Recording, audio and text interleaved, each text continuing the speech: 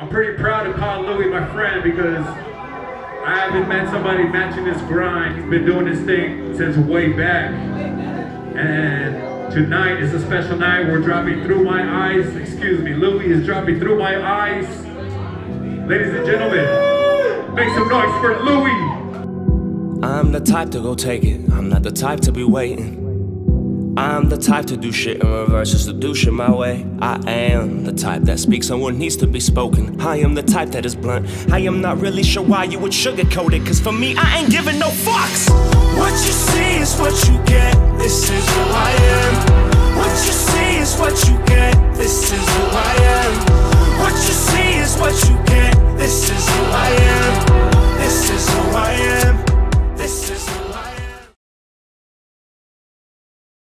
To be able to understand what music can really do and the power of music, and to be able to listen to other people's stories. Like, I'm sure there's so many people that when they're at their lowest point, they feel like no one can understand them and no one's been there. When in reality, there's a lot of people that have either been there or been in some type of situation. And if you just listen closely, someone's got something to say that's going to help you either a good way or a positive way. You're either going to listen to that person and try it out, or you're going to do the complete opposite and it's going to work for you. So to be able to give inspiration to others and tell your story and hope that you can let people know, like, yo, you ain't the only one going through this. Let me try and help you in the same way that it helped me.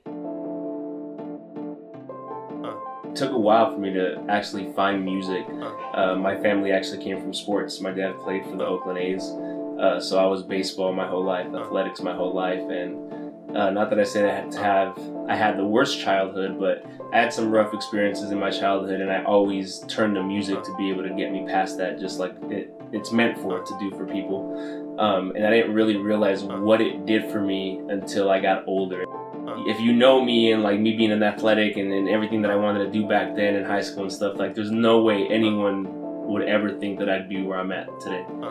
And it didn't really dawn on me until like maybe months went by. I didn't do anything with the music and stuff like that. And my first job was just, I worked at MB2 Raceway, and I would get bored and I would just sit there and just write some stuff on a piece of paper, anything that I can find. And I just caught myself writing little bars and little rhymes and little things here and there. And eventually I had, the courage to start showing a couple people, and my buddies, I finally got his attention, and he was like, yeah, let's do some shit. He was already trying to drive me, so he actually picked up the M-Box Mini, he picked up Pro Tools, he picked up the mic, and he actually got all the equipment, and we just started working. We started working music, and when we wrote the first song, we used to record in the middle of my mom's apartment. I would shut down all her power in the apartment because the fucking lights and everything would make so much noise and stuff like that.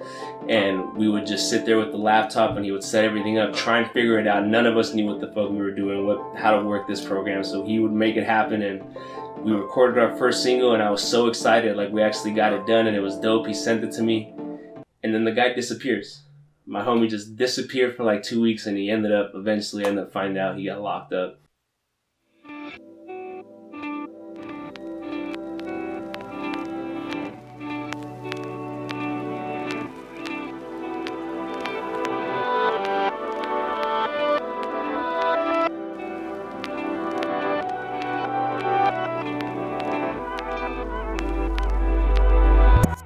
I grew up listening to Tupac and stuff like that, and just like the typical Tupac and Biggie from my mom.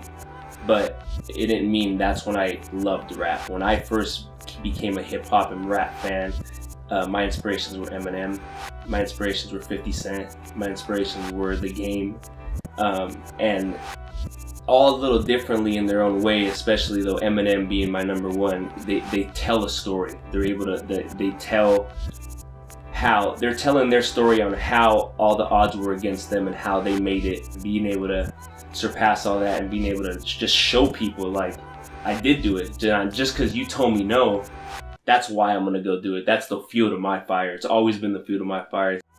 It doesn't matter if you do sports, if you're gonna be the CEO, if you want to do something and move on up in the world, and anything that you do, you gotta take it serious. And in this game of music, it may look like fun and stuff like that to others, being able to see them on TV and shoot music videos and do all this fun stuff, but it's actually a lot of hard work. So to be able to if you're gonna take it seriously and do this for longevity and be able to, you know, be doing music for a long time, you gotta be serious. You gotta make sure you look professional. If you want to be an artist, you gotta tell people you're an artist. You gotta open your mouth to the world and let them know, hey, this is what I do. Listen to it. If you love it, other people are gonna love it. So being able to meet the team that we have now, being able to meet the producer that I met, you know, Soundboy Anthony Reeder, I met him about 3 years ago, and I can honestly say when I met him, things started moving a lot quicker. He actually laughed the first time I told him that I rapped, and he, you know, he'll tell you the story. He was like, man, another rapper, oh, okay, you know, so I had to show him my first song, and he actually loved it, and, you know, I wanted him to mix it, and 3 years later, here we are creating the second album, and being able to grow the team with Soundboy as my producer, being able to meet my manager, Ryan, who's one of my best friends, so to be able to have people already start off from when the project started, you know, from the very beginning, and have them be part of the team. That's the best way to do it. They're as passionate as we are, as I am in this project. So to be able to have a team behind you that loves what you're doing and wants to be a part of it and help you grow by bringing in their talent and combining all our superpowers, and that's how we make it work.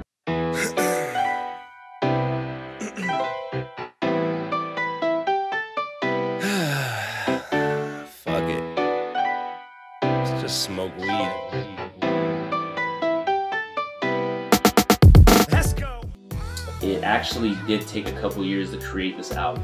In a sense, I actually wrote the album like 2 or 3 times. I wrote each song about 2 or 3 times, and I wasn't happy with it. The bar that we set for this album and the goals that we had for this, the expectations, in my eyes, I wasn't meeting those expectations. You know, we had so many high goals and high standards for this album that I wasn't gonna let that down. So it didn't matter how long it took, I was gonna hit that. We've run into so many roadblocks, but at the end of the day, we still got the album out. We're still here pushing, and we're still here to keep it pushing. Even going back to stuff like not having the best childhood in the world, I wouldn't change things for the world. The way shit went down and the way things happened, everything happens for a reason. Whether it's good or bad. As long as you learn from the experience, you'll definitely grow. Everybody wants to be a star, but nobody wants to put in the work. How far are you willing to take it? How serious do you really want this? Is this just a game? A lot of people just think, oh, I'll rap this one single and make it happen, and that ain't it. If a record label came tomorrow, yeah, I would definitely, I think I would take it, especially if it was Interscope. You know, that's definitely one of my goals and platforms. But the way we're moving now, and you know, the way we have our team now, we're pushing, we have grown so much even since August 11th when the album has come out. We've gained so many fans and stuff like that. So can we also make it independent? Hell yeah, we can. Do we need a record label? No, we do not. Well, she crazy.